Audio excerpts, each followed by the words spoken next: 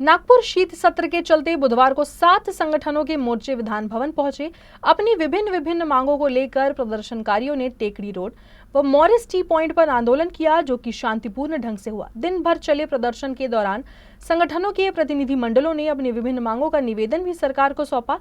इस दौरान पुलिस का भी तगड़ा बंदोबस्त रहा। बुधवार को विधान भवन पर 7 संगठनों के मोर्चे पहुंचे, जिन्होंने अपनी अपनी मांगों को लेकर टेकड़ी रोड और मॉरिस कॉलेज टी पॉइंट पर प्रदर्शन किया। महाराष्ट्र बांधकाम कामगार संगठन कृति समिति का मोर्चा प्रशांत रामटेके के नेतृत्व में यशवंत स्टेडियम से मॉरिस कॉलेज टी पॉइंट पर पहुंचा, जहां उन्होंने नारे निर्देशन करते हुए अपनी मांगों का निवेदन सरकार को सौंपा है। ऑनलाईन अर्ज कुठल्याही नागरिकांना करण्याचा अधिकार आहे।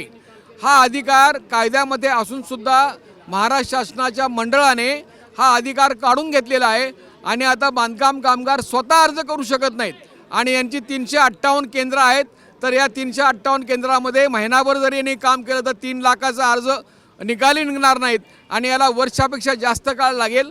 आणि सध्या हे सगळं काम बंद केल्यामुळे महाराष्ट्रातल्या कामगारांच्यावर मोठ्या प्रमाणात बांधकाम कामगारांच्यावर अन्याय सुरू है। दीक्षा भूमि बचाओ संघर्ष समिति का मोर्चा राकेश धारगावे के नेतृत्व में यशवंत स्टेडियम से मॉरिस कॉलेज टी पॉइंट पहुंचा, जहां उन्होंने दीक्षा भूमि को 57 एकड़ जमीन केंद्र व राज्य सरकार की तरफ से देने की अपनी प्रमुख मांग को लेकर धरना प्रदर्शन किया।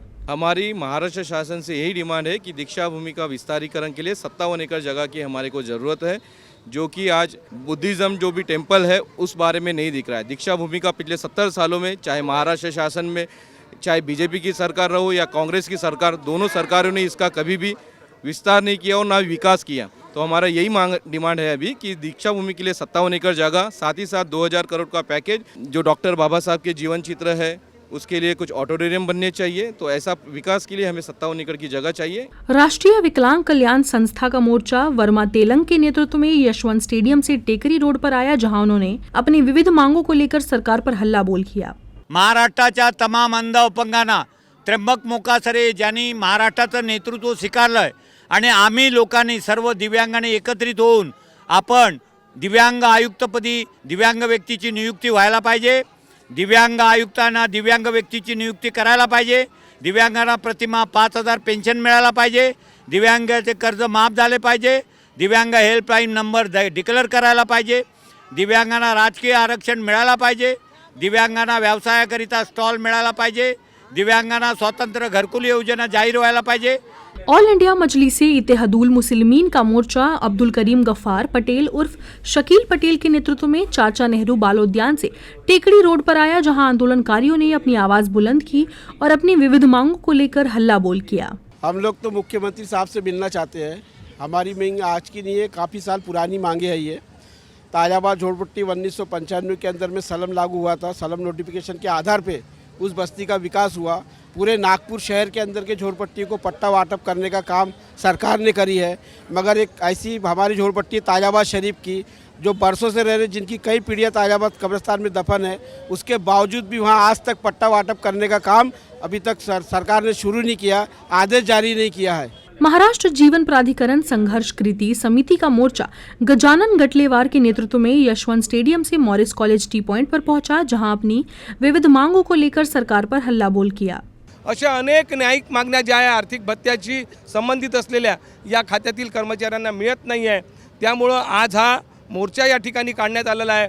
मोर्चा काढण्याचा मूळ उद्देश हा आहे की शासनाने जो 23/3/2017चा GR काढला, त्या GRची पूर्णपणे अंमलबजावणी जर झाली तर आमच्या सर्व मागण्या या जशा तशा आम्हाला लागू होत्यात, म्हणून आजचा हा मोर्चा आहे। अनुसूचित जाति जमाती बजट मध्य वाटा व वाट्याकरिता कायदा संयुक्त संघर्ष समिति के मोर्चे ने भी संजय फुलझेले के नेतृत्व में यशवंत स्टेडियम से मॉरिस कॉलेज टी पॉइंट पर पहुंचकर हल्ला बोल किया।